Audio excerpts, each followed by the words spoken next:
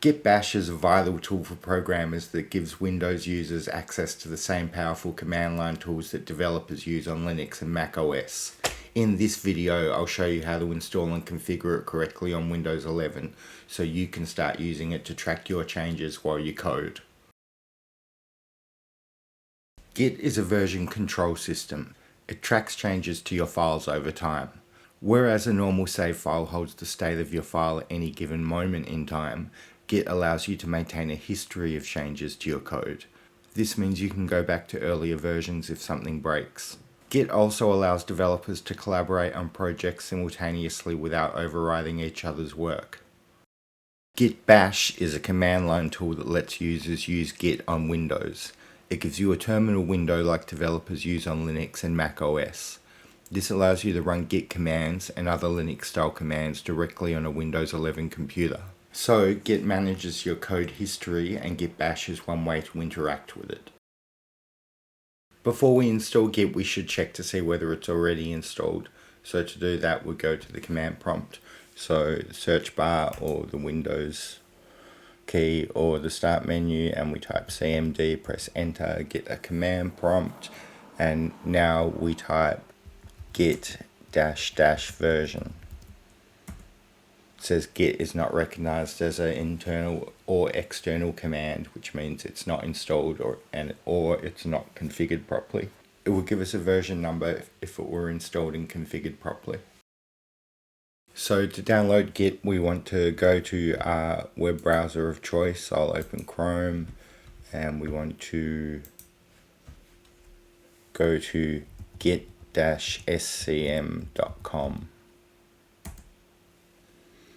Go to install for Windows. Depending on your architecture, you'll want to pick x64 or ARM64 or a portable version. I'm going to get x64 because that matches my CPU architecture. I'll put it in downloads. Now we want to open the Git installer. So let's go here, let's go to File Explorer, and it opened on another monitor. Just drag it on screen. Go to downloads and we'll run the installer. Let it pass user account control. Accept the public license. Default installation location is okay. If you want, you can have an icon on the desktop. Click next. Click next. It says to use Vim, the ubiquitous text editor, as Git's default text editor. I am going to use Visual Studio Code as Git's default text editor. If you don't have Visual Studio Code, I'll link a tutorial to install it in the cards and in the description. So we'll click next. Override the default branch name for new repositories to main. Get from the command line and also from third-party software. That will allow the command prompt in Windows PowerShell to use Git. Bundled OpenSSH is fine. Use the native Windows Secure Channel library. Yes, this is fine. Check out Windows style commit Unix style line endings.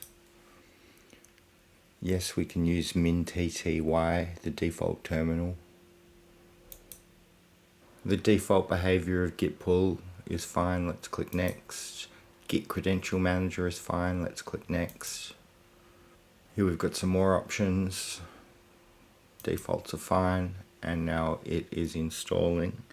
This might take some time.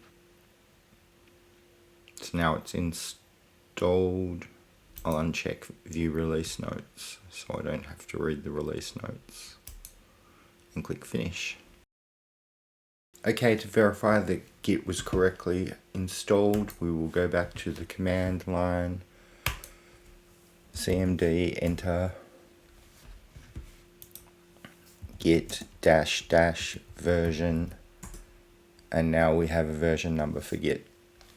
So it's installed and it is partially configured. Okay, we want to configure Git with our contact details so that it can attach them to our code commits. So at the command prompt, type git config space -- global space user.name, and then in double quotes I'll put my full name, and then git config -- global user.email, and I'll put my email address.